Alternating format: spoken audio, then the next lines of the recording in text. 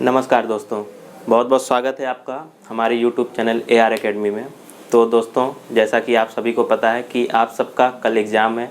UP CATET 2020 का exam कल है आपका पीजी वालों का। तो कैसा क्या एग्ज़ाम आता है और एग्ज़ाम में कैसे क्वेश्चन आते हैं, क्या पैटर्न होता है और कैसे आपको सॉल्व करना है, आज हम ये आप सबको बताने वाले हैं।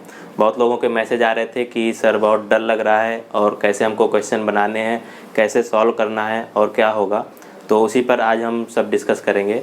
तो सबसे पहले तो हम देखते हैं कि कितने क्वेश्चन आते हैं। सबको पता ही होगा, आप सबने पूछा होगा। तो 200 क्वेश्चन आपके आएंगे।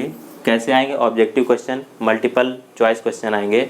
और जैसा आपने यूजी में दिया था वैसे ही आपको इसमें भी देना है कि क्या करना है कि पैटर्न आपका क्या होगा। जैसे कोई क्वेश्चन दिया आपका, उसके आंसर के लिए आपको ऑप्शन दिए होंगे और उसमें आपको क्या करना है कि जो भी आंसर आपको सही लगता है उसको आपको ब्लैक करना है किसी मोटे पेन से, ब्लू या ब्लैक पेन से। तो ये आपको पता ही होगा। और जल्दी करने के लिए आप मोटा पेन लीजिए, कोई ब्लू पेन या ब्लैक पेन, जेल पेन का यूज मत कीजिएगा। तो इस क्वेश्चन में, इस पैटर्न में आपके क्वेश्चन पेपर आएंगे, 200 पेपर आएंगे, 200 क्वेश्चन आएंगे एक पेपर में। और आप सब लोग दे रहे हैं तो सबकी तैयारी हम मानकर चल रहे हैं कि पूरी हो चुकी होगी। तो पहली बात तो आज आप सब कुछ पढ़ना बंद कर दीजिए और थोड़ा रिलैक्स होइए और ये सोचना बंद कर दीजिए कि आपकी तैयारी नहीं हुई है और कल क्या होगा, हमारा सिलेक्शन होगा भी कि नहीं होगा। अगर आपने मेहनत की होगी तो आपका सिलेक्शन होगा। तो 200 क्वेश्चन आएंगे आपको। और आपको हम बता दें कि जो लास्ट ईयर की कट ऑफ थी वो आपकी 109 110 क्वेश्चन में जो पहली रैंक थी वो आपकी इतने क्वेश्चन में आई थी। तो आपको क्या ध्यान देकर चलना है कि इसके आसपास ही इस बार भी कट ऑफ जाएगी। जो आज यूजी का पेपर आया था वो इस बार टफ आया था, जहां 130 नंबर तक, 130 क्वेश्चन तक कट ऑफ जाती थी। इस बार क्या हो रहा है कि माना जा रहा है कि यूजी की कट ऑफ भी 110 क्वेश्चन तक जाएगी। तो अगर मान के चले हम कि पीजी का भी जो पेपर है हमारा वो हमारा टफ आएगा, तो हो सकता है ये कट ऑफ आपकी फिर से कम हो जाए। लेकिन लास्ट ईयर भी क्या था कि एनडी ने क्वेश्चन पेपर बनाया था। किसने बनाया था? एनडी ने। और माना जाता है कि एनडी का जो क्वेश्चन पेपर होता है वो अच्छा होता है, तो इसलिए पिछले साल भी 110 गई थी। हो सकता है इस बार भी अगर अच्छे लेवल का पेपर आ जाए तो इस बार भी 100 से 110 के बीच में ही आपकी रैंक चली जाए। तो आपको क्या करना है कि जैसे सबको पता है आपका 3 घंटे का टाइम मिल रहा है आपको। 3 घंटे में आपको क्या करना है, पहले आपको क्वेश्चन पेपर को पढ़ना है। आपको ये नहीं कि आपने तुरंत लगाया, पहला क्वेश्चन पढ़ा आपने और उसका आंसर दे दिया। अगर आपको आता है तो उसका आंसर दीजिए, अगर नहीं आता है तो नहीं दीजिए। आप आराम से क्वेश्चन पेपर पढ़िए। 3 घंटे का टाइम बहुत ज़्यादा होता है। आप अगर आराम से भी करेंगे 1.5 से 2 घंटे में आप पूरा क्वेश्चन पेपर कर लेंगे। आपको 1 घंटे का टाइम फिर भी खाली मिलेगा। तो आपको क्या करना है कि आराम से क्वेश्चन पेपर करना है। एक बार में आपको क्या करना है, पूरे क्वेश्चन करने हैं जो आपको 100% श्योर हों, जिनका आंसर आपको ये पता हो कि ये हाँ हमें पता है इसका आंसर यही है। वो क्वेश्चन आपको पहली बार में करने हैं, अटैम्प्ट करने हैं।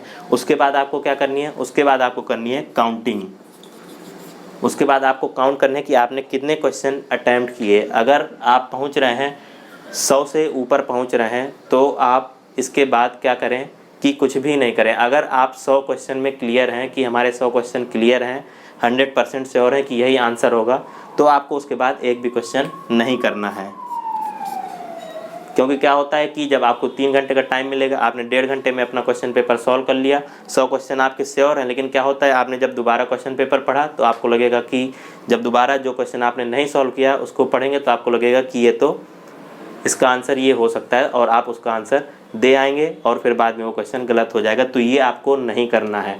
अगर आपका टाइम बच रहा है तो आपको और ज़्यादा थोड़े क्वेश्चन कर दें, ये नहीं दिमाग में लाना है। अगर आप 100 तक पहुंच रहे हैं, जो लोग 80 से 90 तक क्वेश्चन तक पहुंच रहे हैं वो थोड़ा रिस्क उनको लेना पड़ेगा अगर वो सीएसए में एडमिशन चाहते हैं। अगर इसी लेवल का जो पिछले साल आया था उसमें आप 80-90 क्वेश्चन कर रहे हैं तो उसमें जिनको चारों यूनिवर्सिटी में कोई भी यूनिवर्सिटी चाहिए वो आपको आराम से मिल जाएगी 80 से 90 क्वेश्चन में। पीजी में क्या होता है कि आपका जो लेवल है वो बढ़ जाता है और कट ऑफ कम जाती है यूजी से।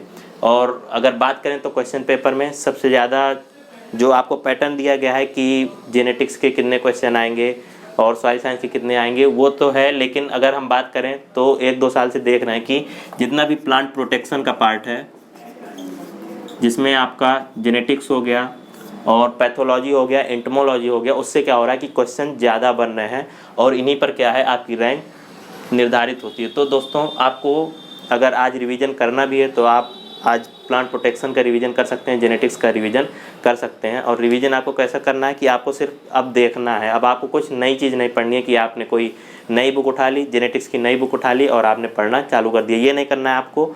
आपने जो बुक पढ़ी है उसी को आपको फिर से पढ़ना है। क्या करना है और कैसे पढ़ना है, एक लाइन टू लाइन नहीं पढ़ना है। आपने एक पेज खोला, उसमें आपने जहाँ पर आपकी नज़र पड़ी आपको वो 3-4 लाइनें पढ़ लेनी है। दूसरा पेज खोला, ऐसे करके आपको आज के दिन सारा का सारा रिवीजन करना है। और शाम को आपको क्या करना है, जल्दी सो जाना है, क्योंकि अगर आप रात भर जगेंगे तो कल आपको पेपर देने में दिक्कत होगी। आप सभी का पेपर सुबह होगा, तो आपको क्या करना है, आज रात में अच्छी आपको नींद लेनी है। और जैसा कि गाइडलाइन दी गई है कि आपको क्या करना है, अपनी सुरक्षा पर ध्यान देना है, आपको अपना मास्क लेकर जाना है, मास्क लगा कर जाना है। और ये भी निर्देश दिया गया है कि अपना सैनिटाइज़र भी लेके जाएं। तो जो लोग ले जा सकते हैं लेके जाइए, क्योंकि सैनिटाइज़र तो सबका ले जाना मुश्किल ही है, गाइडलाइन ज़रूर दी गई है। तो जो लोग ले जा सकते हैं अपनी सुरक्षा को ध्यान में रखते हुए लेकर जाइए। तो ये बात हुई आपको कि कैसे क्वेश्चन पेपर सॉल्व करना है। अब बात आती है कि और हम क्या कर सकते हैं। तो दोस्तों, जैसा कि आप सभी को पता है कि ये जो हमारा एजुकेशन सिस्टम है या हमारा इंडिया हो गया या कहीं भी हो गया, तो आपका रिज़ल्ट देखा जाता है। तो आप अपने रिज़ल्ट को कैसे बना सकते हैं। हो सकता है सब लोग कहते हैं कि जो लड़के होते हैं कंपटीशन में क्वेश्चन पेपर नहीं बताते हैं, अगर आप उनसे क्वेश्चन पूछें, लेकिन हो सकता है आपका कोई बहुत ही अच्छा जिगरी मित्र हो, वो आपको क्वेश्चन बता दे और उस पर आप विश्वास कर सकते हो। तो अगर ये हम आपको एक ट्रिक बता रहे हैं कि अगर पॉसिबल हो सके तो आप लोग घड़ी लेकर जाएंगे ही। तो हो सकता है कि आप क्या करें, आप टाइम मिला लें और अपने एक टाइम निर्धारित कर लें कि आप 2 घंटे बाद पानी पीने जाएंगे। तो हो सकता है अगर दोनों अलग अलग रूम में हो तो आप जाके वहाँ दोनों लोग मिलके 1-2 क्वेश्चन आप पूछ भी सकते हैं। 1-2 क्वेश्चन से आपकी रैंक पता नहीं कहाँ चली जाए। और ये सिर्फ लेकिन उन लोगों को करना है जिन पर आप विश्वास कर सकें, ऐसा नहीं कि आपने किसी से भी पूछ लिया। तो ये एक हमारा कुछ पॉइंट होते हैं जिससे 1-2 क्वेश्चन से बहुत ही हमारा फ़र्क पड़ सकता है। तो आपको ये सब करना है। और निगेटिव मार्किंग का आपको बहुत ध्यान देना है।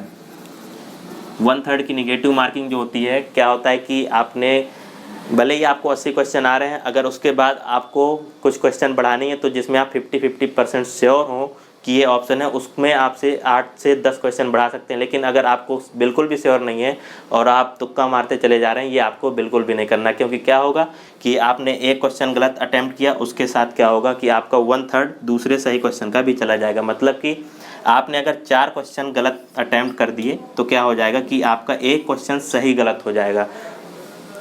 तो उससे क्या होगा कि आपकी निगेटिव मार्किंग से आपकी रैंक में बहुत ही असर पड़ेगा।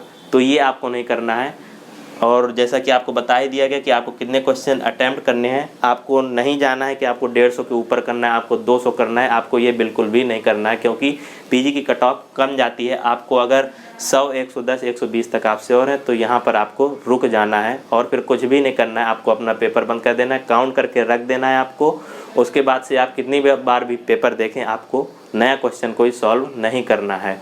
तो दोस्तों, ये था। चलिए, अपनी सुरक्षा का ध्यान रखिएगा और अच्छे से अपना पेपर सॉल्व कीजिएगा और हमें कमेंट में बताइएगा कल कि आपका एग्ज़ाम कैसा हुआ। बहुत बहुत धन्यवाद।